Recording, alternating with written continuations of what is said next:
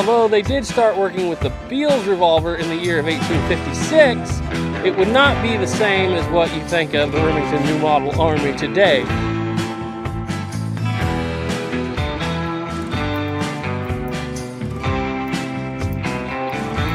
And if you're like me, you're into the history stuff, the books, like the guns, are worth their weight in gold. Because a gun, it's fun to shoot, it's fun to point with, but without the story there, if you're a history person like I am, without the story, it really doesn't mean all that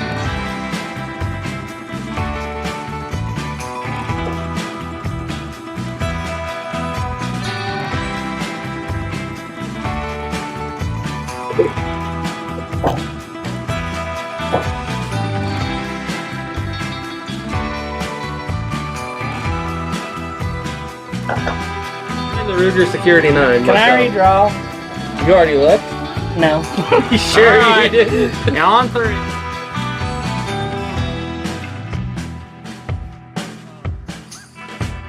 Another pro, at least a pro to me, is these guns are kind of a project. I like to look at them as I'm getting an advanced kit build in the mail whenever I get one. So it's a project that you can go down the road and you can either leave it as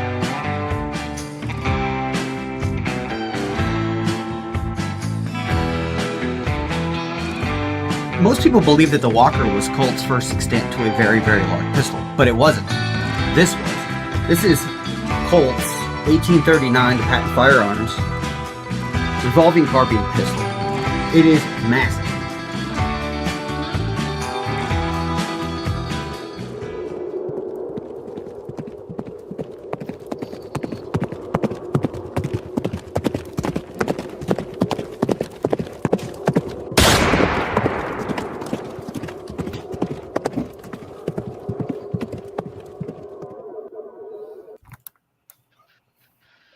And hello, everybody. We are back with what I'm calling the Big Fall Get-Together. This is going to be a big live chat. We still have a few people stringing in. Ethan's going to be a little late. Caleb's bouncing in and out of here somewhere. And Jake from Everything Black Powder is running a little behind, and he'll be here later. But we do have quite a few guests. And as you know, we have Snapper and Duke, of course, the co-hosts here, and they're streaming on 3 channels. But we also have AR American. You all know him. He's been here many times. We also have Doc from By Land and Sea. He's been here. Dustin, Guns of the West, and Doug from Classic Guns Today. And like I said, a few more people are going to be coming in.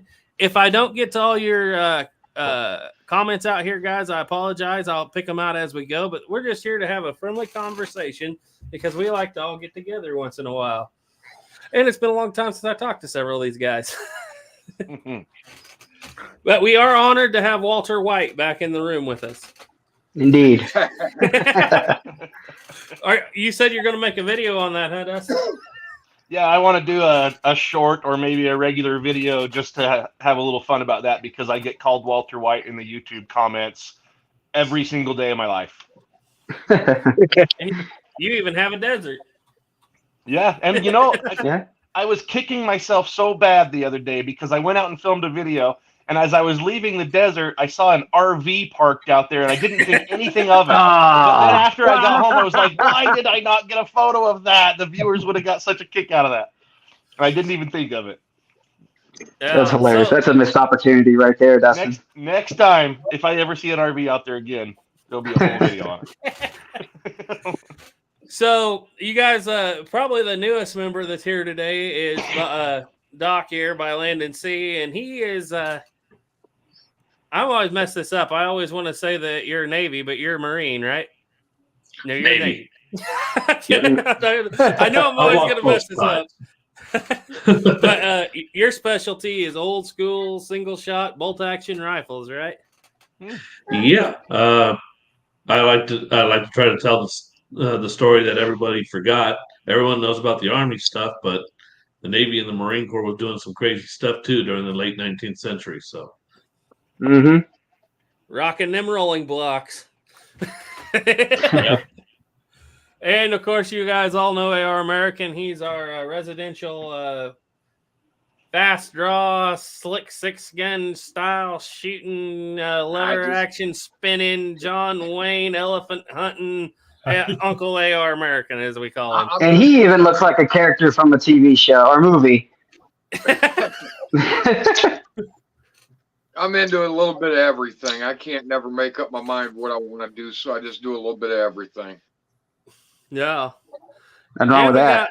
We got Doug down here, Classic Guns Today. He's kind of a double action revolver aficionado, and he's really been helping me with some of my stuff here lately on 38 Special and whatnot. And he's got out some videos on power of standard pressure versus magnum pressure revolvers. Doug's into a little bit of everything too, because I never know what I'm going to see on his. I've seen M1 carbines and ARs and everything. So I have a little bit of fun with it all. Yeah. Oh yeah. And we all know Dustin. Go ahead. Sorry. I was just going to say, Dustin, I've really appreciated your reloading kit. Oh, hey, thanks for your business. I appreciate you buying one. I've really enjoyed it. I loaded 18 rounds the other day. The gun's giving me trouble, but the rounds, they fit great. I see why they're so easy to load. I really appreciate it. And that's nice to hear. I'm glad you like it. Really helpful kit. I really like it. Good. He's rolling his own now. Yep. I'm just trying to figure out how to do the 31 caliber. I cannot do it. I just can't do it. No matter how hard I try, I cannot make it happen on 31 caliber. The 31s are sometimes I struggle with them too because the paper, first of all, it's thin paper, so it'll burn well. But something about like I don't know if it's just a projectile, but they want to kind of curl the paper in on me. And if I make it too big, then the cartridges are baggy. So it's the 31. Yeah. I kind of feel your pain, but they work. Yeah. Actually, the other day, I actually had an epiphany, and I tried it, and I want to get more people to try this too to let me know how it comes out for them for cap and ball shooting. So most of the time, my Colts, they have a really hard time fitting any caps. Nothing really fits them perfectly. And I had slipped off a file when I was trying to file a rounded top because I was using a set of longer nipples and I wanted to shorten them. And I ended up creating a small nick in the side of the nipple, on the side cone part of the nipple. And so I noticed that once after I did that, when you'd slide the cap on, it would stick really well, like pretty hard to get off. So I got out a little sharp punch, carbide punch, and just went around the entire outside of that cone, just tapping. And if you stick even ill-fitting nipple or caps onto those nipples, they're stuck. I mean, they don't come off at all. Yeah, I had to use a pair of pliers to get them off or physically carve them off. Now, I figure once you shoot them, they'll pop and explode and come off easily. But getting them to go on the gun to fit very well on an ill-fitting fit, you guys should give that a try. It seems to have a lot of promise so far. I just haven't been able to actually shoot it live ammo yet. Okay, there's a question here before you address that by Mantis Toboggan MD. Said, hi, I love listening to live streams, but usually have to listen to them at work. People are bouncing around. When I'm running a mill. Any tips for how to repair an 1858 replica that only goes into half cock after it fell? So evidently he's getting jammed up and can't go to full cock. Like the gun fell, it got dropped? Am I understanding that? That's the way I understand it. Drop the gun and now it only goes to half cock and won't full cock. Have you checked the hand to see if the screw didn't get loose or break? Yeah. I was going to say, I was going to throw that one to Snapper. I would take that out, and once you remove your trigger guard, you'll get under there where the hammer, and then you have the hand that screws into the hammer. I would check to make sure that screw is not loose, make sure it's tight, and or it's not broken. That's likely the only thing it could be. I can't think of many things that would cause that. Yeah, I'm blanking. I don't know what would do that. Yeah, I'm lost on that one. All I could see is that jamming it, like getting jammed, so then it would be harder to do. I couldn't think of anything else except maybe the cam on the side of the hammer, but that's probably not likely. We're talking to the wrong people here. Hey, Duke, you got any advice for someone who has a Remington that won't work? Buy a Colt. I guess he was going to go that direction with it. I cut out, so I missed the question. Basically, it was he had a. It looks like he's saying he has a Remington. He dropped it, and now it won't go past half cock. Oh, yeah, he's got the bolt out of time. So just take it apart, put it back together. It should work. Yeah. Yeah. I'm going to roll through here right quick, guys, and talk. We got Mantis Toboggan MD, Diane Houston. Stephen M. Mann is in. Turkey Creek 1823. Reed Desert Boy. Go check out his channel, guys. I actually just subscribed to it the other day. Reed Desert Boy. Garza Vlogs is in. Louisiana Gray. Kodak Tackman. Franklin Horst. William Schlosser. Texan 1836 said he got a new job and he's having a hard time watching. Louisiana Gray, Franklin Horse, I think I said that. The Tennessean says howdy, folks. Howdy. Howdy. Mill Creek Range is in. He said he's picking up a new toy when he gets home this weekend. Soylent Green. And the Tennessean said, hey Garrett, I love the Colt Army special video. Well, thank you. That video was never going to be made, probably if it wasn't for the help of Doug here, Classic Guns Today, because I couldn't get that thing to shoot for the life of me. It was just that high all the time. And I talked to him, and he's like, well, I think you were the one who pointed out that 38 Special is so much more weaker today. Yeah, it's not what it used to be. It used to be a bit more powerful compared to what, I mean, I guess the easiest way to explain it is what we call plus P, particularly in the lead semi-wad cutter 158 grain bullets. That's pretty much what standard 38 used to be, more or less. I mean, or probably less, if anything. But it used to be a little more powerful than we know it to be now in standard form.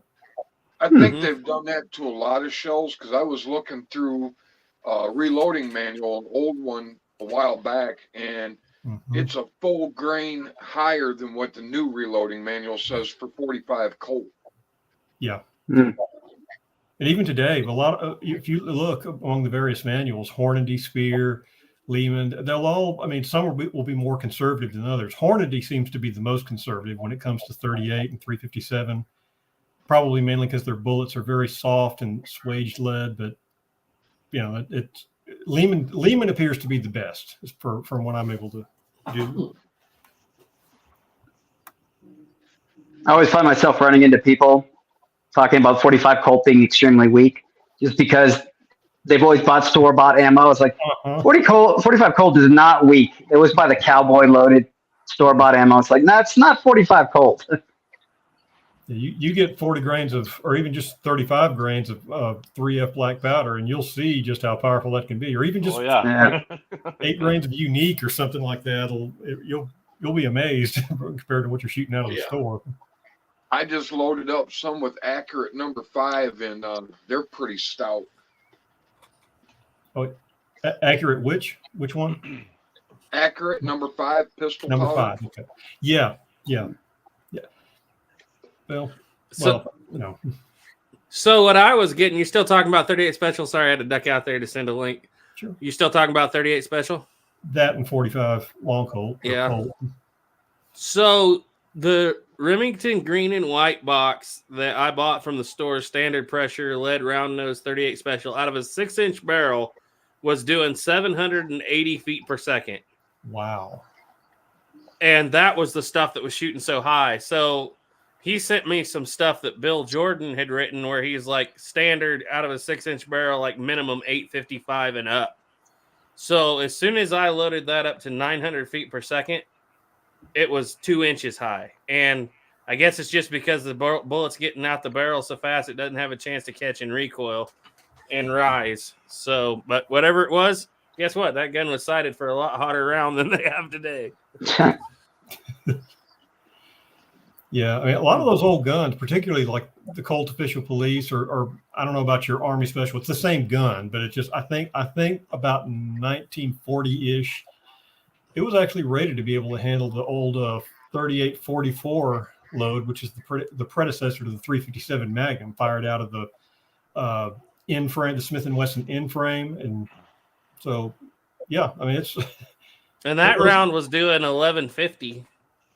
Yeah, so it was not a weak, not a weak cartridge earlier from American Handgunner.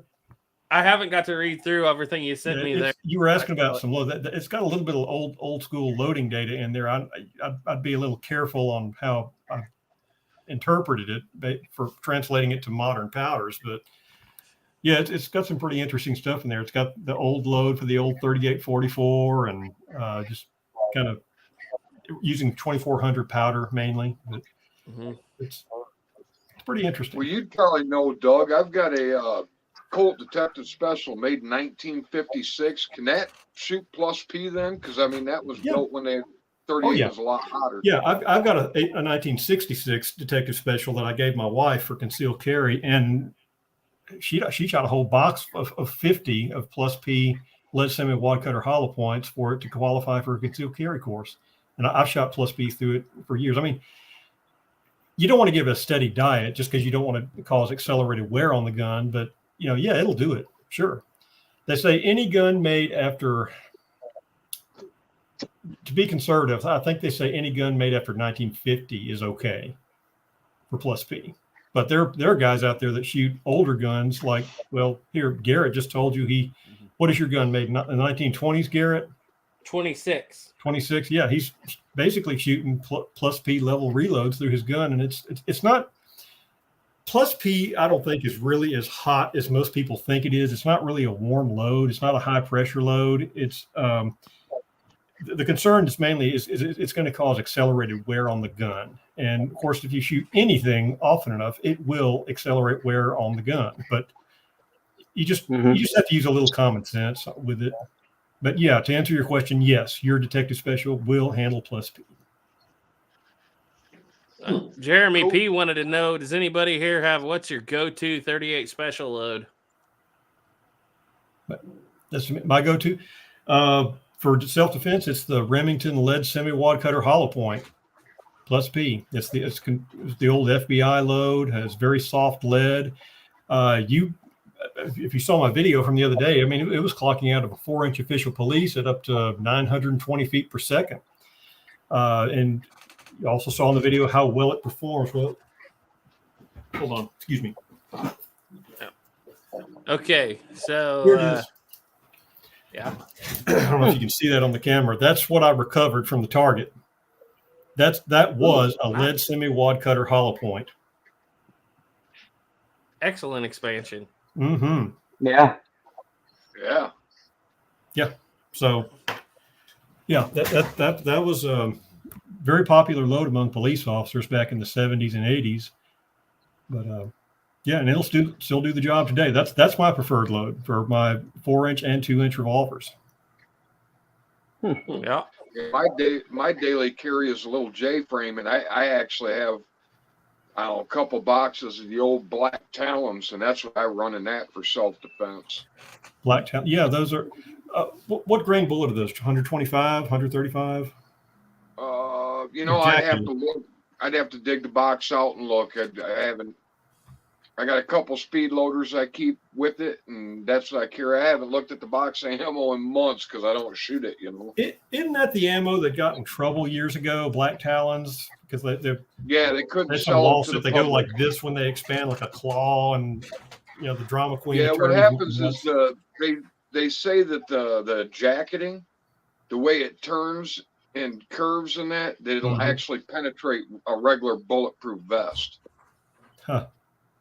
I don't know because I've never tried it, but I bought them years, like back in the early 90s. I bought 4 or 5 boxes of them at a gun show. Right. And I've still got like 2 boxes left. Wow. Yeah, heaven forbid you have a gun that's dangerous now. Might get hurt. It's amazing. We think about just even something like this was controversial up until really the early 80s. I mean, I found a couple of old news stories around 1981, 82, 83, 79, that kind of era that where people are arguing and debating on local news stations about whether police should use hollow point ammunition. And it's amazing to think about that now, because we think, yeah, you should use hollow point ammunition. Jacketed ammunition or ball ammunition or lead round nosed ammunition has more tendency to over penetrate and harm other people and innocent bystanders. But back then it was considered, I mean, people really went, well, I say people, certain people in political spheres went nuts over stuff like this. And now black talons are kind of the, target for those kinds of things. Yeah, you don't hear much about them anymore. Well, they don't sell them anymore, so whatever you got, that's all you got, Right. Ooh, Or like, what do you guys think about the new Hornady ammo, the critical defense with the plastic tip? I heard that's some good stuff. I carry those in my 45 ACP for self-defense, actually. The Plus P 220 grain. And those are hot. They load those hot. Duke, you carry a snubby 38 from time to time. What do you load in it? Whatever bullets I can find. Whatever Walmart's got in the hand. No, I think I got some Arms Core solid lead, 155 grains in it right now, because that's what I could find. Yeah, I really like that. It's a, what is that? Is it a Taurus? The Taurus 856, which is a copy of the Smith & Wesson 685 or vice versa or something like that. I really like that revolver. Actually, we shot it on video for our channel, and Ethan did pretty well with it. I was really... Yeah, for a Taurus, it's really, really good quality. All right, guys, I'm going to back out of here for just a second. I own half a dozen Tauruses, and I've never had a problem with any of them. They've always been really good guns. Revolvers are good, but I hear their semi-autos have troubles. I got 2 of the 92 Beretta clones, and one of them has thousands and thousands of rounds through it, and I've never had a problem with either one of them. Yeah, I've never had a problem with Taurus either. I've heard problems, but I've personally never had problems. I had a good friend that he likes Taurus, and he bought one of them 92 clones, Beretta 92 clones, and got rid of it right after he got it. He said it was the worst piece of crap he ever owned them at. And mine is one of the very first ones when they first started making them, and mine feeds anything you give it, and it just runs. One of mine. My other one's actually a newer M9 clone. You're talking about the Taurus 92 clone, Beretta 92 clone? Yeah, I've got 2 of them, and they've been great. Now, I've heard a lot of bad stuff about them, but I can't say anything bad about them because both mine just run. That's great. Yeah. Well, I got to ask Dustin, since he's actually probably the only actual professional here. You actually trained some. You trained some self-defense. You got any thoughts on J-frames, 38 snubbies? You carry one ever?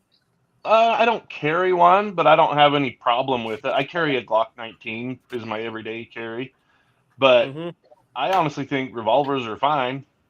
I always say whatever you carry, train with it. But yeah, I don't have a problem with them. Well, I don't know how your class works, or if you have people that actually come that you got to train, but do people still bring, are they coming specifically for training on that, or is that not how your class works now? So I mostly teach in Utah now, and most of the classes I teach are concealed carry permit classes. And here in Utah, there is no range portion. It's just classroom only. But when I used to teach across the country, in a lot of states, you do have to shoot, like when I was teaching in Alaska and Illinois and Idaho and stuff. And we had a fair amount of people bring like little J-frame snubby revolvers. I want to go to class so bad with a single action army or a cap and ball pistol. I would love. I want to do it so bad. My class with one of those. All right, we got 9 out of 10 people in, guys. We got people here. We are so officially a Brady bunch. Yeah. Snapper, look who you are. Hey, but Jake, good I to gotta meet you. say, okay, so all going around, you guys, I don't know if you all know each other or not, but this is Jake, Everything Black Powder, who just made one of the spiciest cap and ball videos that I think is ever going to be made. He had the audacity to say the Walker was not the most powerful firearm of the 19th century. How dare Not you? only that, How he dare made you. Phil Schreier look bad. I thought the Halloween video was a really good one. I enjoyed that one. Thank you. It was like looking in a mirror. I'm such a troublemaker, you know. I felt left out. I think I was the only one he didn't make fun of. Oh, don't worry. There's always next year. I think he's got. Yeah, you still got to do Plowboy. I got a plan for him. Don't worry. Oh yeah. I'm telling you, it just needs to have appearing whiskey bottles around them every couple of seconds. So there's hundreds of them. Little campfire going. Yeah. I will say though, with that Walker video, I think that's the first time that on somebody else's channel, I keep going back and hovering it and clicking new comments just to see what people are saying. That is The so comments. much fun. Oh, you definitely hurt a lot of feelings with that video. I mean, I had to stop reading the comments because it just kept coming in.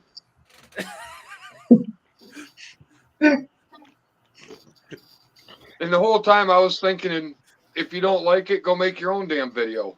It seems pretty simple to me. I mean, Well, who would have guessed the 45 Colt actually puts out 1,000 foot or not 1,000 foot pounds, 1,000 Wow. feet per second with a 255 grain bullet. Yeah. But it's not a firearm, so it doesn't count. Don't worry, Oh, Ethan and my. I get that about 87 Oh, yeah. times a day too. you guys really? Yep. 'Cause that was the first time I had heard that. Because typically I'll get, hardcore military guys that get upset at me if I call it a gun or something. It's either a weapon or a rifle. And this guy got mad at me because I called it a firearm instead of a gun. And I'm like, no, wait, you got it backwards. Like, boy. It's not It's a like calling firearm it a according to boomstick. the government. Well, I like the guys who are the hardcore military guys who get on there and I'll hold up a smoothbore musket and I'll be like, so I got this gun here, and they'll be like, that's not a gun, it's a rifle. You should know better. And I'm like, Uh-huh. no, it's definitely not rifled. It's definitely a gun. Oh, and by the way, your cross rifles are not rifles. They are cross muskets. You're welcome. Well, This is we my have, rifle. This is my gun. we have a short that just took off like about a couple weeks ago. That's what's your oldest firearm? And Ethan goes through all the old firearms and he gets down to the end. And I swear there is 800 comments on there that are literally worded the exact same way. The last 4 are not firearms. And I always post back with the definition of a firearm, which is any weapon that uses fire to basically launch a projectile. And they're like, no, it's not. That people are adamant about it. And I'm like, have you guys heard of Colt Patent Firearms Company? They're like, the ATF does not qualify it as a firearm. I'm like, yeah, that's true. The ATF also says that a rifle has a shorter barrel and no buttstock. It automatically makes it a pistol, and they call shoestrings machine guns. So, yeah. They even had that guy. Go ahead, guys. I get told the same thing on my channel. I call a cap and ball revolver or whatever a firearm, and people fire up at me. That's not a firearm. And I'm like, you're saying it's not a firearm because the federal government doesn't call it a firearm, and you don't trust the federal government on one damn other thing in your life. So now all of a sudden you're going to trust them on that. Right. But yes, it is a firearm. No matter what you do, you're gonna piss somebody off. So I just Right. don't even worry about it. Amen to that. You can't win. After a while, that becomes the fun part. Man, I didn't know that was really a thing, Garrett. I'm surprised that you've heard that before because that was the first for me. That I was blown away. And even when I started with the guy, I'm like, you're a troll, right? You're just trolling me. Well, No, get serious. You know when you have your short, like a short that takes off, how you'll get, like on your 45 Colt, you'll get everybody saying you can't do that. Well, literally probably 10 times today, I have answered that these are not firearms. This is, I kind of quit answering after a little while, but Yeah, it's like, eventually you have to. Yeah. it's like, and they don't even word it to say, I mean, differently. It's literally the exact same wording. This is not a firearm according to the government. I'm like, is it an arm? Does it use fire to launch a projectile? It is a firearm. Every once in a while, it'll show up in my notifications that somebody commented on Plowboy's video about 40 grains of black powder. people, even after they watch the video and he physically shows them, they'll still argue with him and tell him you can't do that. I think it's the same way with you, isn't it, Jake? They still tell you you can't get 40 grains in there. Yeah. Or they'll mention specifically, well, they were able to do that because they were balloon head cases. It's like, well, these aren't. So what's your excuse? I will say this: if you try to do it with too soft a lead, you will get a little spillover. But that's just because you got to use the right alloy. Have you ever noticed that? Have you ever tried to do it a little bit too soft a lead and got it spilling over the case? Yeah. You need something to actually crush that powder in. But yeah. Well, I guess. Oh, Jake, there was something I was going to mention to you the other day. I forgot to do it on that video, but one thing I noticed with them Dragoon bullets, when you try to cram 45 grains and you put a lot of pressure, when you lift that loading lever, that bullet walks back out with it. So sometimes if you put your thumb over it and push it down, it goes back down in there. Really? Yeah. Especially if there's a little burr in the end of that rammer. I just noticed if you try to put 45 grains in there, they're no longer conicals. They become flat points. Flat points. Exactly is what it is. I just know that if you try, after watching this video, I know you can tear your loading lever up pretty bad trying to do it. I actually, he definitely made that a point. As soon as he released that video, I texted him and Snapper and said, "Let's have a moment of silence for the loading levers whose lives will forever change, exposing the truth." Yeah. How many Wow, that was a good one. have you tore up on that gun now? It's the same one. I just keep bending it back. But sooner or later, you're going to bend it back. It's going to break. Yeah, well. Well, it looks to me like you mostly use your Walker to shoot 45 Colt anyway, don't you? Yeah, I do. I do. I know. Yeah, the real truth was that Walker becomes the most powerful gun once you load it with 45 Colt. Oh, well. See, I didn't mention that, Snapper. Thanks, Snapper. Yeah. Bringing another. Do you know how many things he tried to work around in that video so there would be no variables? And you just brought in another variable. You brought in another variable. Oh, well. The one I heard the most, I've gotten 100 comments about it, is, well, every gun is going to be different. The cylinder and chamber depth and all that, it's going to be different on every gun. And it's like, do you think they're all handmade? Like, how They're all. Guess what, guys? You got to understand, that extra inch to an inch and a half in cylinder length, that's within spec according to Colt standards. So I got a little secret for you guys. The only people producing Walkers now is Uberti, and they're all made on the same equipment. Yep. It's not like they use jigs or anything. Okay, And assembled by the same gorilla. Yeah. No kidding. Wait a minute. I was told Grandpa Uberti is still hand chiseling all those cylinders out. That's why Okay. So the Walker we have is an early second gen Colt made in the Ivor Johnson factory, from what I can understand. When they did that, they had a book of like 150 pages of exact dimensions on that gun. So I honestly think ours is as close as you can get. And guess what? You can barely get 60 grains in a round ball in there. Yeah. So I would honestly say I think the Uberti's got slightly larger chambers than the originals. Well, I asked you guys, hey, do me a favor and put 60 grains in each chamber, and then one chamber, and then just send me a picture. They all look the same, and mine looks just the same as your guys's do. So, and yours is what, a Army San Marco, Snapper? Mine's an Army San Marco, yeah. Yeah, okay. So we got a second gen Colt, a ASM, and a Uberti, and they all look practically the same. So I bet you they're all within 20 thousandths of an inch. Has Pieta ever even made a manufactured? Not that I'm aware of, no. No. I don't think so. There was one listed for sale on Gunbroker a few days ago. A Pieta Walker? Yeah, it was called a Pieta Walker. It was an Army San Marco, but they called it a Pieta. Okay. Have you guys ever seen any of the early Mexican-made guns from like the 1860s or 70s? Oh, yeah. Walker?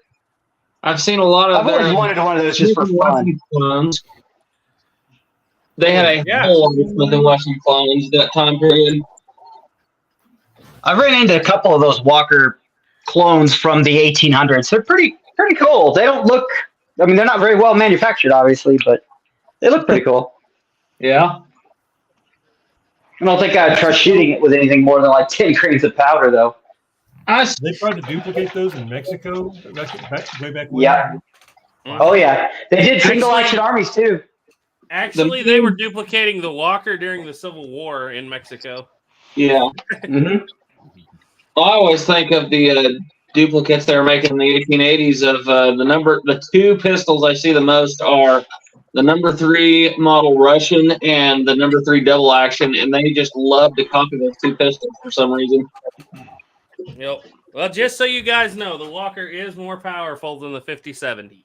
So, the 1866.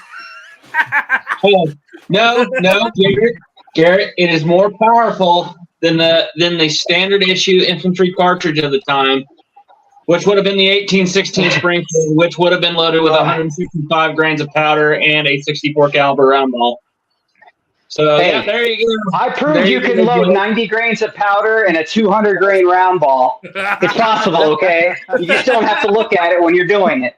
You have 165 grains of powder in your cylinder. Make sure you do it on a cookie sheet, though. Yep. Yep. Well, that kind of. As long as you don't see it all go in, then obviously it went somewhere. So it's obviously in the cylinder. So, Doc, I gotta ask: did you get the gun you was chasing the other day, or has it sold yet? No, I did not. Oh. But for more than I was comfortable putting up for it. So, Boy, we need to learn to be like you. there's more that I can get disappointed about coming up here soon. So, Yeah. So what are you hunting right now? You don't have to say where it's at or what it is, but what was it you told me you was after? it was 1886, the experimental carbine for the trapdoor. Oh, okay. Ooh. The 24 or not the 24 inch, but Yeah. the mid length one. Yep. Yeah. I'll never own one of those. You got a Forger model, and that was as fancy as it gets. Well, that picture is about that I saw online was about as close as I've gotten so far a couple of times. So, I've just decided there's a couple I'm never going to own. I'm never going to own a long range. I'm never going to own that 1886, and I'm never going to own the 1870 carbine, even though Duke says I should. there's a 70 carbine coming up.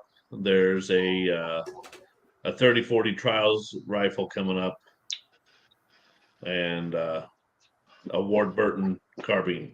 I would be so interested in that Ward Burton. That would be the bee's knees, I think. I mean, obviously it's not because it didn't work out for Custer's guys, but I think that's a cool design. A single shot bolt action 45-70 from 1870, right? Not 45-70, it's 50-70. 50-70, yeah. Yeah, from 1870. That'd be cool. I have got to handle one of those that was in 45-70. Really? Experimental kind. They had it up in the gun vault in Fort Laramie. Oh, I think I might. Did I see that? And I just You didn't guys saw that. Yeah. Did it get to participate in the Great Wax experiment? Yeah, it's so covered in wax you can't hardly. Oh God. But, the one guy told me that one actually was in 45-70. When we went back there, I didn't want to even touch or look at anything. I was afraid I'd break it. Well, by the way, I still got my white gloves. But what impressed me back there was 1873 single action army with U.S. stamped upside down on it. I was just about to say that. That's the one I want to see so bad. How in the world could that even happen on an assembly line? I mean, it's not like they're holding the stamp they turn around. That's And like I done forget on what the frame. model number that was, but it was a fairly late model. That had to have been a Friday gun and somebody drank their lunch. Well, what happens with those is the U.S. stamp is the very last stamp that gets put on that gun once it actually gets assigned to the U.S. military. So the other stamps, like the inspector stamps, those go through the line with the gun when they kind of come together. And once all of it's signed off and the Army actually approves the buy, that's when the U.S. stamp is actually put on the gun.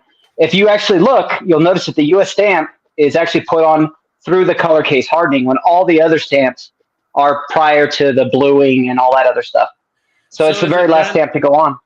Is it done with a handheld stamp then? It's done. It is done handheld. Yes. Well, that's probably how it happens, I guess. But upside down, I don't know how in the world. Like, you can mess up, but upside down. Maybe he was a Confederate veteran. There's been times when I was drinking, I had to turn my head sideways to see what I was. Oh, I'm surprised they didn't make them like scrape it off and redo it. But So they said that'll work. It'll be fine. But yeah, if you look at those, you'll find a lot of them where they're carry people leave with their instructor stamp upside down. So Didn't they They'll have notice that a some lot of of those will them? be crooked. well, Go ahead. AR, are we allowed to talk about what you're about to film, or is that still a secret? It's not a secret. I'm not going to go too far into depth, but I just picked up a Henry Mare's leg. So getting ready to do some videos with that. I'm going to do my Ruger video this weekend, that Ruger that I converted to 45 Colt. And then hopefully I'm going to start on that Mare's leg Thanksgiving weekend. All right, I can see it now. He's going to have his brazen torch out there fixing that lifter. Nope. Nope. I can honestly say that thing will do the little bit I've messed with it, it'll do what I need it to do without any right out of the box. Really? It'll spin Nice. without dropping them. Yep. 45 or 44 or what? 45 Colt, man. It's my favorite cartridge. Just about every Western gun I got's in 45 Colt. Well, you don't ever have to change your dies that way. Nope. And whatever I got, whatever pistol I got, whether it's open top, whether it's single action Army, whether it's rifle or whatever, they all use the same round. It's gun belts loaded, you know. Yep. That's a good deal. I'm starting to really like 4440 though. I don't know why, but that's calling to me lately. Well, I've enjoyed shooting it. You just got a bunch of dies and reloading stuff. That is a little bit too. I mean, I think 45 Colt's the best ever, but it is nice to not have to clean a chamber like behind it. I'm amazed how well it seals in that 73 Winchester. There's like not a spot of fouling behind it. It's amazing how much you really like a gun that that you have lots of ammo for. That is true too. Actually, today I cranked out about 250 44 specials. A new powder coated bullet. That's gonna be my one of my new go-tos. I've always liked 44 and 45. I've never actually carried a 38.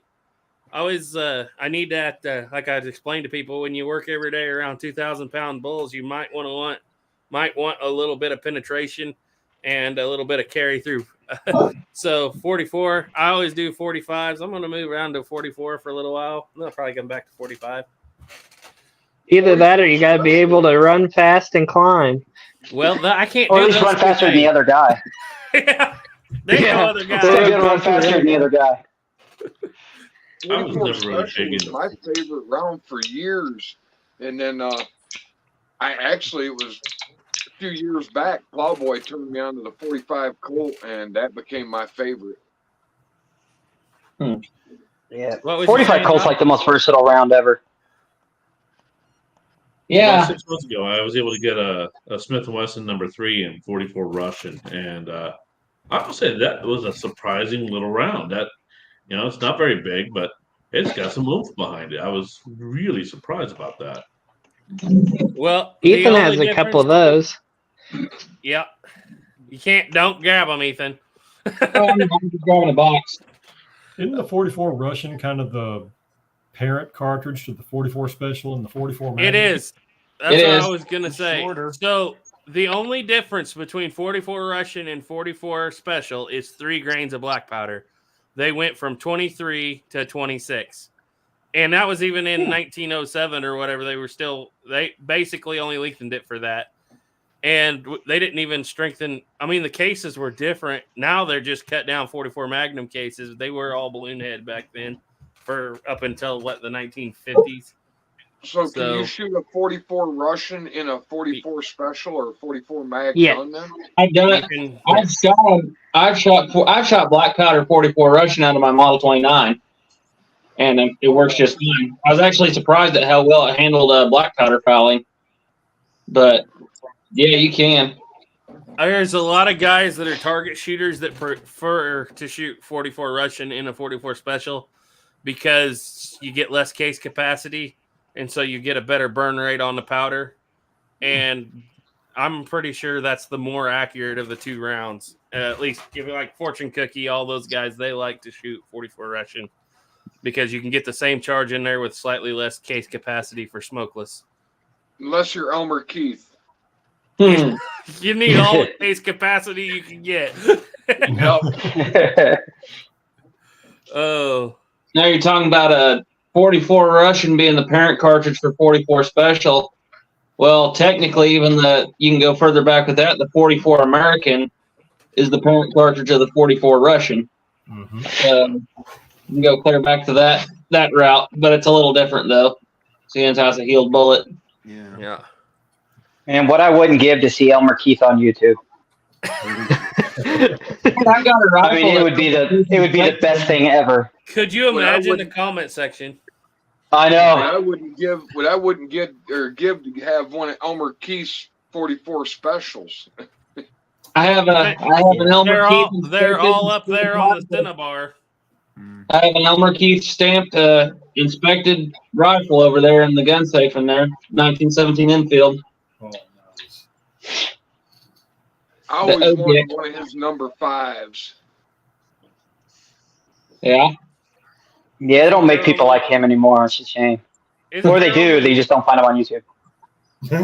No, you're supposed to, when you make your video, you're supposed to say, if you don't know who Elmer Keith is, move on to the Glock video because you ain't going to want to watch this. Yeah.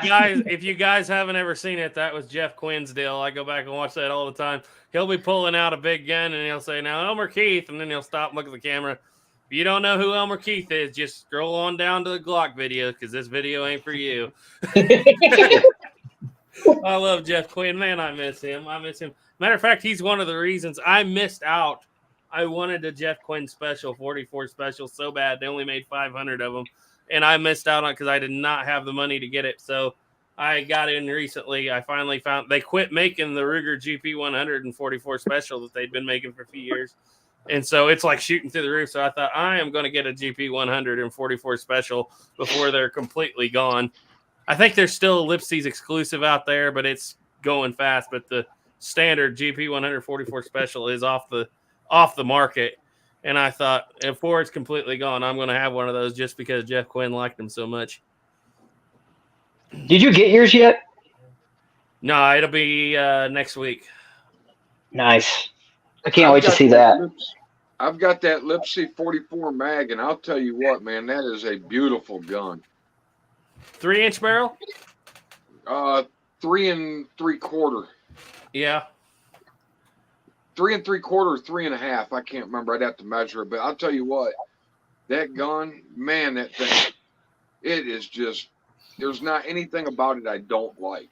I mean, it's just one of those guns where it fell in my lap. I got a really good deal, and it's one that I'll never part with.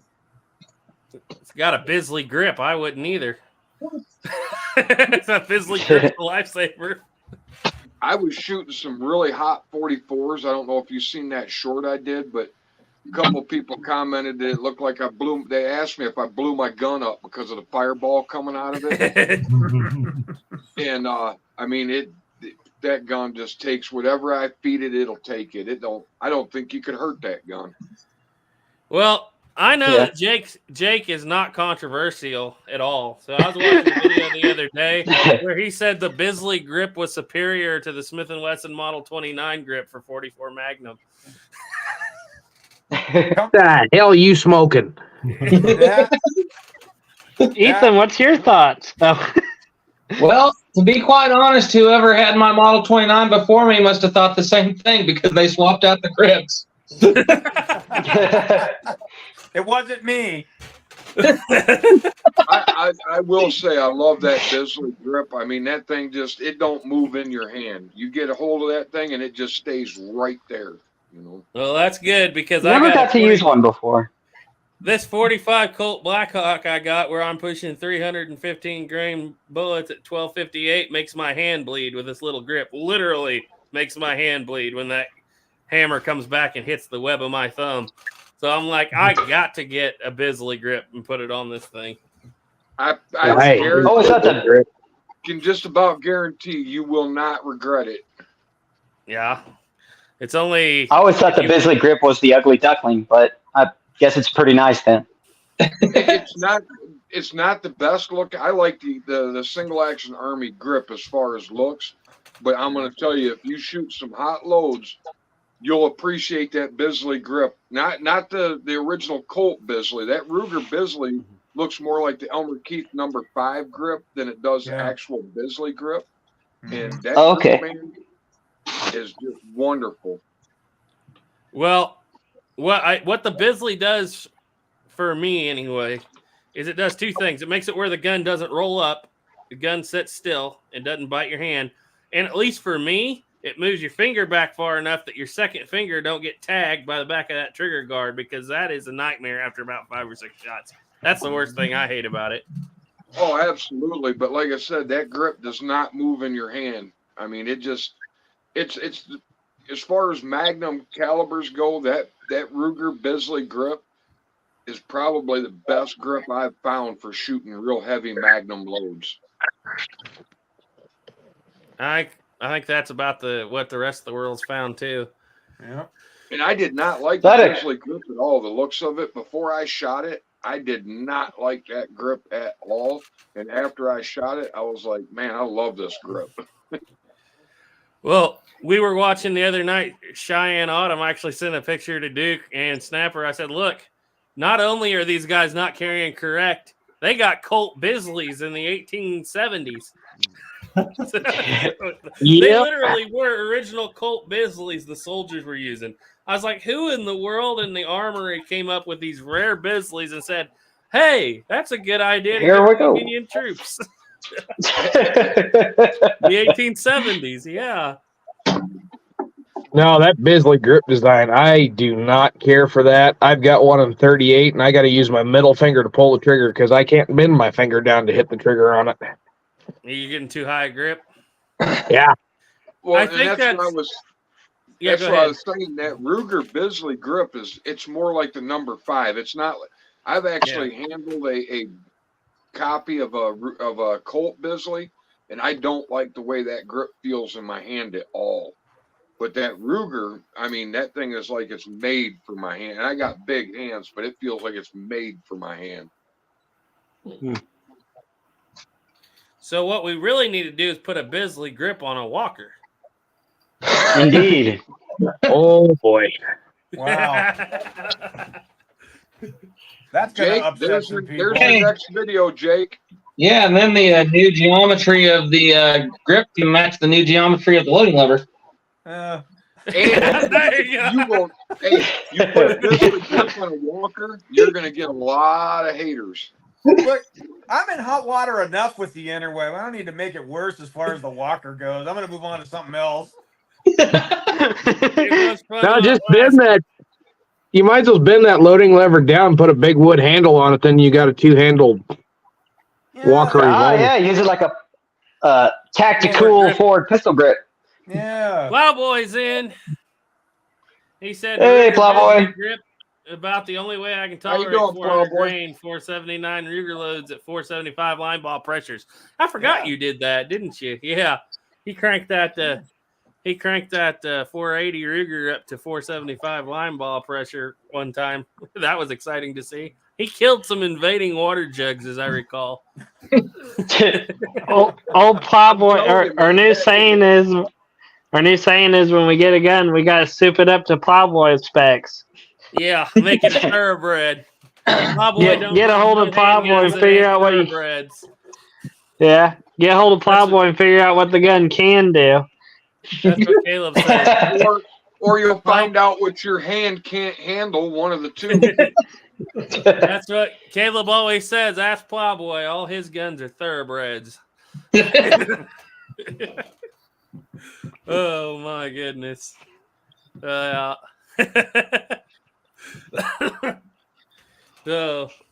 this is going pretty good, guys. We've gone for an hour. You guys want to go for another 15 minutes? You all good with that?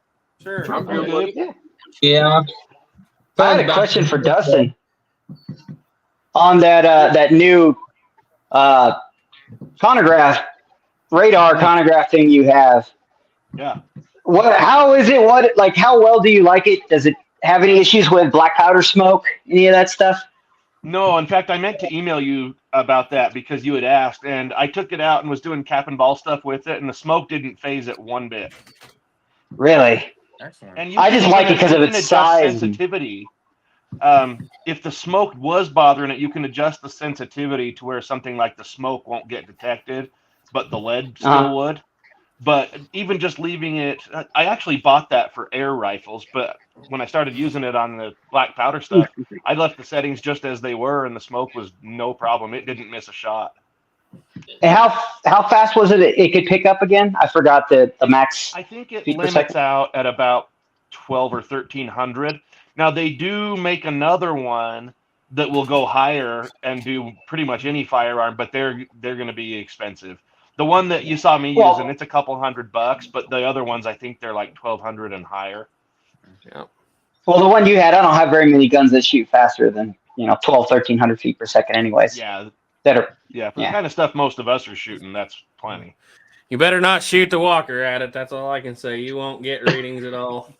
You won't read the walker because that's the most powerful gun in the world. Yes. It walks right away with it. So you know how they said that we dropped a nuke on Nagasaki and Hiroshima? The joke's on them. They actually just pointed a walker out of the bottom of the plane and opened fire. Yep. It's just been a conspiracy that we use nuclear weapons. We're actually just using old walkers.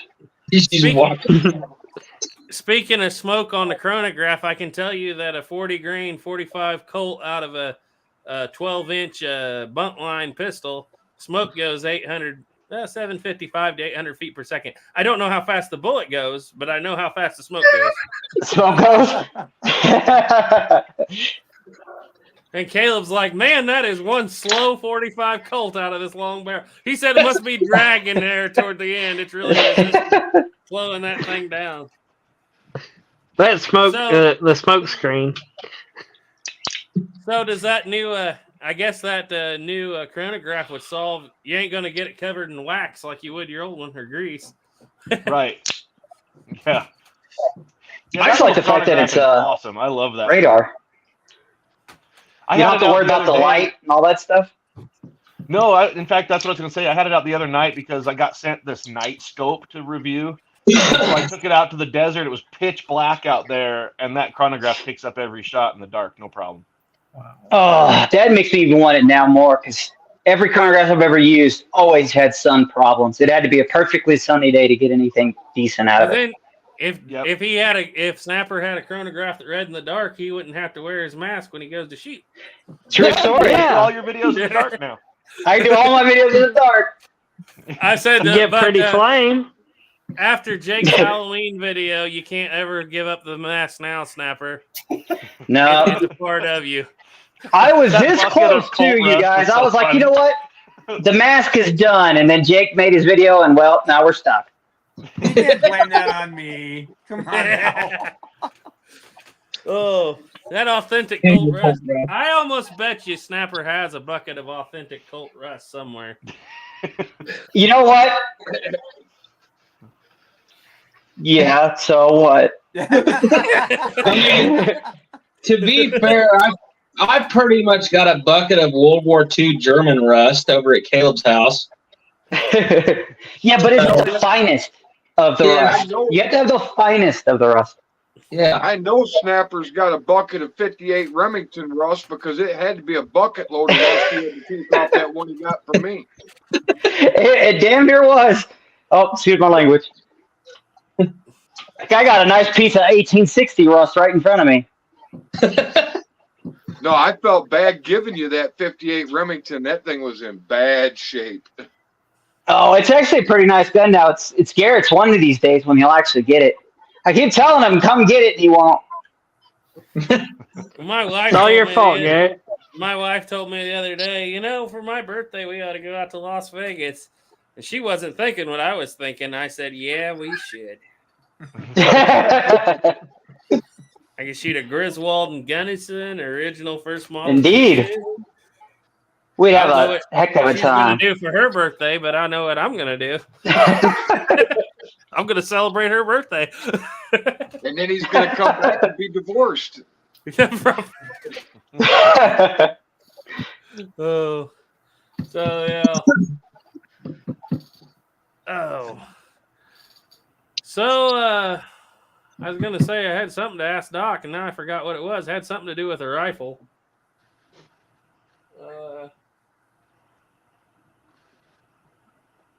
Oh, did you not say you have a Remington Keen? No, you don't have the Remington Keen. You have a bolt action. What do you have? You have a 4570 bolt action. I have a Winchester Hotchkiss and I have a Remington Lee. Yeah. So. So not have you ever thought about getting the Keen? I chased it last week. You chased it but didn't catch it. Nope. Well, sometimes that's how it goes, I guess. Which of those two do you prefer that you have? So my Hotchkiss has got some missing parts. So right now it's single shot only. I'm either trying to decide whether I'm going to make the feeble attempt of chasing the correct parts for the second model Hotchkiss. And it all has to do with the loading plunger, the springs, and the cutoff. Yeah, I'll probably find a bag of them right next to the hen's teeth there on eBay. The Ark of the Covenant. Yeah. Well, I'm sure there's some gunbroker marked for $40,000. No low ballers. They know what they got. Well, it's funny you say that. I actually bought a parts third model Hotchkiss thinking that I could make it work, and those parts will never work in any other rifle ever again. That's funny. Does that gun come with a magazine cutoff though? Yes, the second model does. So you can pretend like you just have your magazine cutoff turned on. Exactly. Man. But what I'm really interested in is, while yes, it's a good shooter, it shoots straight, and it handles 45-70 just like it should. I've seen videos and I've read accounts to where no matter how much you watch it, after you cycle the bolt, you cannot see it kick that next round into the chamber. It was machined so well, and that's what I want to see, but I don't have the parts to be able to make it happen. So. Yeah, when we did our last chat with you, it was just you by yourself. You were talking about that Plymouth rifle, and I think that got Ethan so interested. We didn't wind up with the Plymouth, but we did wind up with a Brunswick, which is kind of the same story. Yeah, we are actually into 1.5 Brunswicks right now. Maybe one of them. I chased the Plymouth recently too, and I chased a lot of things in the last 2 weeks, and I'm still eating, so that's what I should probably tell you where. How many lands and grooves does that Plymouth have? Is it just a 2 like the Brunswick, or is it more standard style rifling? It's 4 groove. Okay, yeah, so it's pretty standard. Whereas the Brunswick is just these 2 grooves that come out, and the bullet is actually designed to fit down in them. Yeah. So, but yeah, that is still such a weird design. 69 caliber rifle. Beautiful thing. With a 26-inch barrel. On the Plymouth again? Yeah.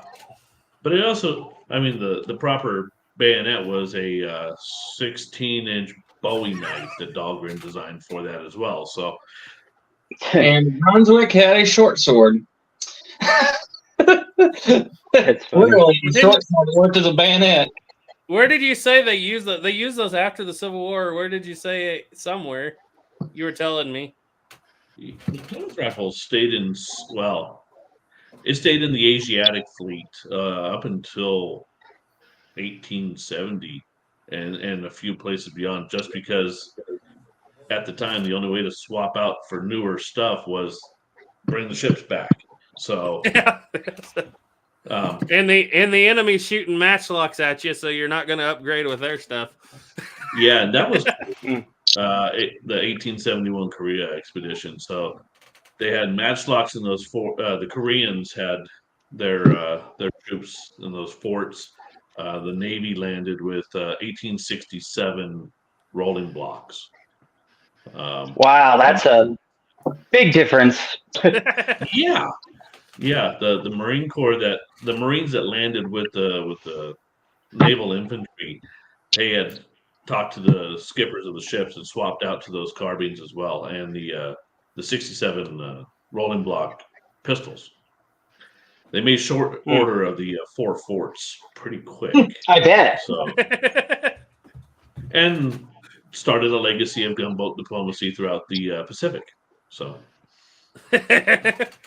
That's called Marine work right there. And ever since then, the Marines have been getting the last of everything. Yeah. What's the deal? Yeah. Well, you say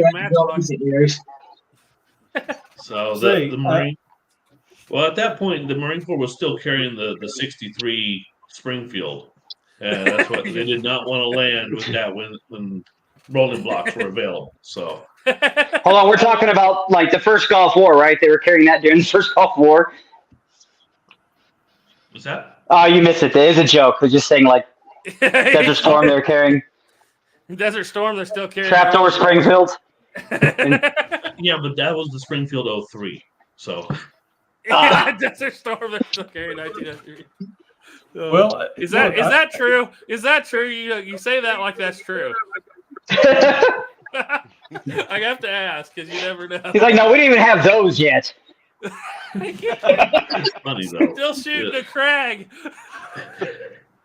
Hey, I've always wanted Krag. About a year ago, I had I came across a guy that just, I think he had like a 20, 30-year career in the Navy. I think he started in the late 60s, 70s and retired in the early 2000s. And he was telling me that the Navy, they were back in the 70s when he started. They were carrying the armory aboard the ship.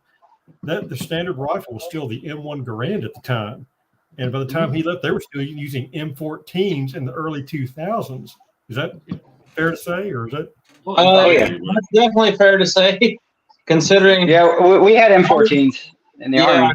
I was in as the standard service rifle, not as a sniper rifle or anything like that. Yeah, ours was a DMR rifle, but no, ours is just used for DMR. Because I had one in 2018. Yeah, on board ship while I was in from 2001 to 2012. While I didn't spend a whole lot of time on board ship, I do know that the M14 was still the standard service rifle for the fleet.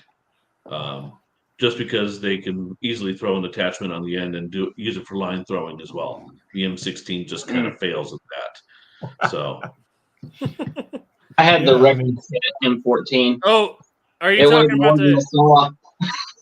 Are you talking about the line throwing 4570? No, those did stay in service all the way up to World War II. That's funny because there is a trapdoor. Well, I guess it's a trapdoor kind of, but with some of the original Springfields technically still in service in World War II as line throwers. They milked that platform for everything it was worth. I mean, they squeezed every drop out of it. Here's a question Ethan might be able to answer, or maybe some of you guys, or maybe Jake. Joe Aldridge said, dumb question. Can anyone tell me ballpark muzzle velocity range of a 6.90 ball and a smoothbore musket with a service charge like 900 to 1100 FPS or? I need to do that still. Yeah, that's right on the money right in there. Yeah, because, well, I'd like to do that because a lot of people, they say the service charge was like everybody loves to go with. service charge was 80 grains, and it just wasn't. I would like to try that with, there were several different ones throughout the year, but like some of that 18th century powder, try like a 200 grain charge. See what it does.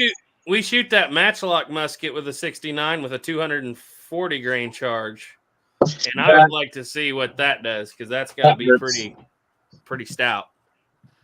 That you're not using a measure anymore. You're just using a funnel, right? You just cartridges. Actually, if you go back and watch last year's Thanksgiving video, I got the information from 1640 from the proof house of English proof house at the time. They were shooting 480 grain round balls, proofing them at 480, and the paper cartridges shipping out with those matchlock muskets from 1600 basically to 1650 were 240 grain charges of serpentine powder. And that was if you had good powder. It's not compressed, and it's a different mix ratio than we use today. I have to go back, but I actually made the powder the way they did it. And the funny thing is if you had poor powder, you had to use the weight of the ball, which would be 480 grains of powder. Well, poor powder was 3/4. If you had good powder, it was half. We assumed we had good powder, so we only used half. Yeah, and still, wow, that was it's can knock you around. Yeah. Well, my phone is just about to die. Yeah, I was about to say we're going to go for about 3 more minutes. And so I was going to kind of go around and thank everybody for coming out today. Sorry, guys, if I didn't get to all your okay, quick question here by Soylent Green right here. He says, anybody see first 2 episodes of the Bass Reeves Show? I have it downloaded, but haven't watched it yet. You talk about the new TV show that came out. Yeah. I haven't seen it yet either. The I saw Saboteurs. part 1. Yeah. What did you think? I wasn't all that impressed, really. It was okay. Kind of like 1883. A little made it bit to of woke episode 2. politics in it. A little bit. They took what could have been a good historical figure, and they just kind of mess it up. I just wasn't all that impressed. We didn't even tune in for part 2. We were that bored with it. That's just my opinion. That's a shame. Yeah. I think Josh at Wild West Extravaganza is probably going to have to watch it at this point.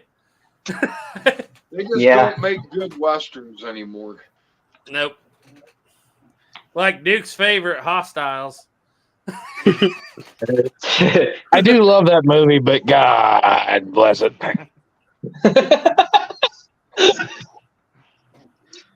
They're all pretty dreary. I'll say that for them, and not in a way that's entertaining. Well, don't you know? Dreary. It's the Ballad of what the heck is that one? The Ballad of whatever Brown. Lefty Brown, the one you Lefty showed me, Brown. That is the best Western that's come out for a long time. I thought you were going to say another ballad Western movie. No, that one was it was pretty good. Get Buster Scruggs. That was pretty good. I gotta say that scene of that Henry rifle going away in that prairie dog town, that's probably one of my favorite scenes.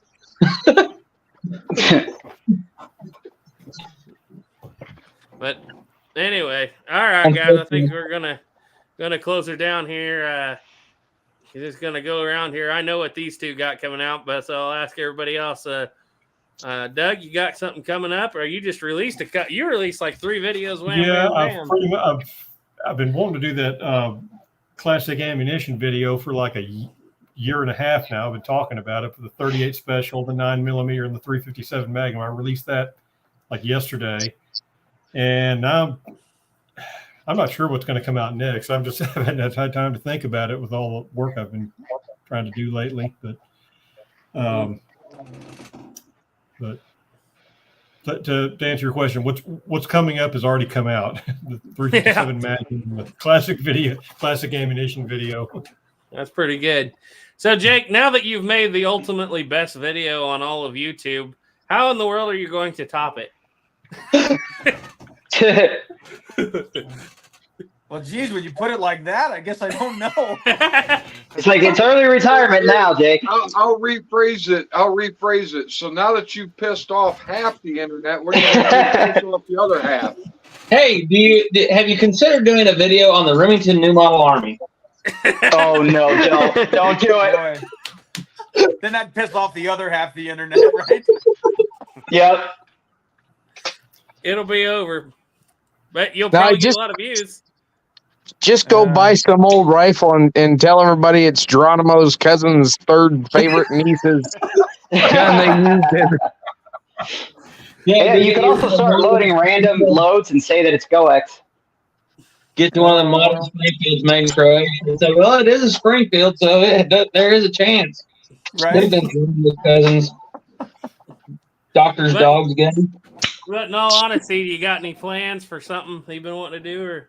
Yeah, I've been wanting to do Black Powder 303, but I can't do it in a fashion that I think is remotely close because Black Powder 303 was so odd. So I'm still working on that. Caleb dumped out and messed up my order here. So I'll start over here. You got anything, Dustin, coming up? Some miscellaneous things. I've got some stuff I'm really excited about that I actually can't talk about yet. I signed a non-disclosure agreement on it, but there'll be some fun stuff coming up hopefully pretty soon. And then the other channel, the Airgun channel, I'm actually going out to do some filming tomorrow on some fun stuff. That's where that night scope will be as well. I forgot you were one of the first guys to really test the Walker against modern handguns. It was more powerful than a 44 Magnum, wasn't it? I'd have to go back and look at what the chronograph data was. I don't think you went against the 357, right? Yeah, I think that's right. Yeah. I enjoyed that. Yeah, and it's not as powerful, but I don't remember what like the foot-pounds of energy actually are.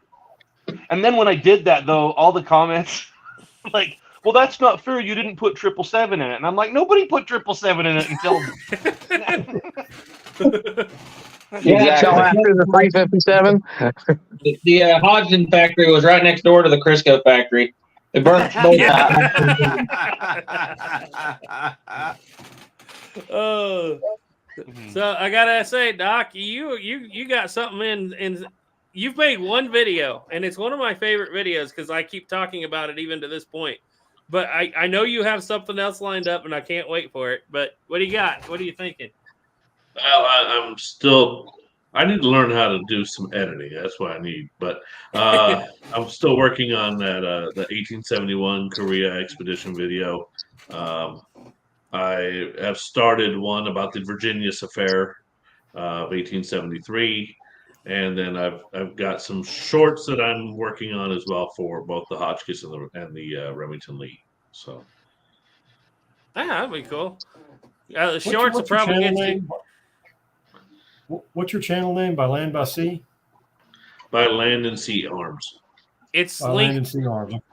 It is linked in the community post that we just put out. Cool. As channels are linked in there. So you can just go click on it, guys, and you can get to whoever's channel on here you want. Let's see. Good old Uncle AR, you're the only guy left.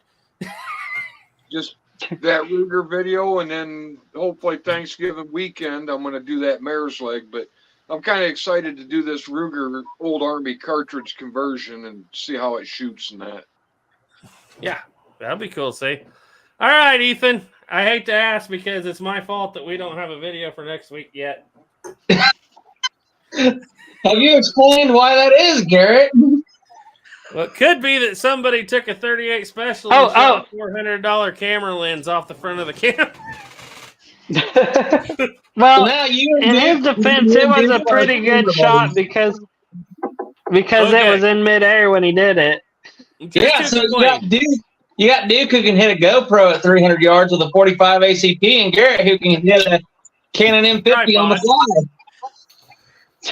Okay, so you guys have seen me do the dead man view like all the time. Like there's 700 videos on our channel. 500 of them have that dead man view.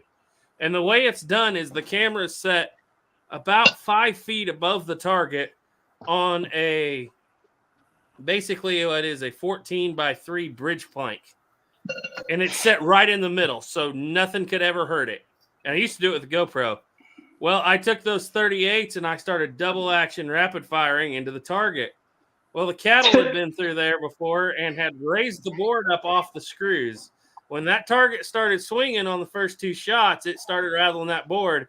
That camera moved back 6 inches, fell off the back of that board, and as it was falling was when I was rapid firing my 3rd shot.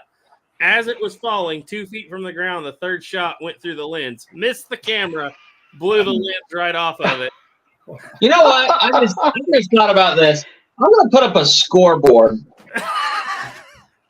Garrett, tripod, camera, dude, GoPro. You guys are cursed when it comes to shooting your own stuff. Yeah. I'll tell you what, when you put as many rounds downrange as we do, it's the stuff that's downrange is bound to get hit at some point. That's why nobody's ever down there. I'm just surprised nobody shot the camera yet. I've never shot a camera, but I've shot a chronograph twice. And it still works. That's what I'm waiting for. That'll probably be me. That's the other nice thing about the radar chronograph. It's not downrange. I can't shoot it. Yeah, it's literally right there. Is the radar I bet I can. So that's what one of the things Black Powder Maniac, I think it was, who was on the I Love Muzzleloading podcast years ago. And he's like, what kind of camera do you use? He's like, cheap ones. I've shot 3. It will. I kid you not. You put a video out every week, you are going to shoot some stuff downrange that you don't intend to. Going back to the question of what happens once we get our camera lens in, I think the next video we are going to do is going to be the 1777 Charleville, and I'll title that video "The Right Arm of Napoleon" for obvious reasons. You wouldn't be talking about a certain movie that's coming out that you're trying to ride on there, would you, Ethan? Hey, we missed the Red Dead Redemption 2 swing. So we might as well ride this one for a little bit. But so after that, then we've got our Thanksgiving video, which is sitting in front of me, waiting to have a small part welded on it that may or may not have gotten broken. So the voiceover is half recorded for that one. Yeah, I just need somebody to do some welding. Somebody's buddy? Yeah. Oh, there he is. Right here. Hey. Oh, yeah? Yeah, he needs to get the welder out. Yeah. But anyway. All right, guys, I think we're going to go ahead and back on out of here. Anybody got anything else to say, or we pretty well said it all? Congrats on hitting 20K. I've enjoyed it. Oh, it's always a fun time coming on here. Yep. Yeah, it was a lot of fun. I'm sorry, guys, if I didn't get to all your comments. I promise next live stream I'll be more comment oriented, but I haven't got a chance to talk to all these guys together in about 8 months, so I was just more into this conversation. But I do appreciate everybody that was out there and commented. By the way, guys, go check out Desert Boy if you haven't. He's got a good channel. I've been scrolling through some of his stuff the last few days. Really nice channel. And so I guess that's it. As always, trust in God. Keep your powder dry. Bye.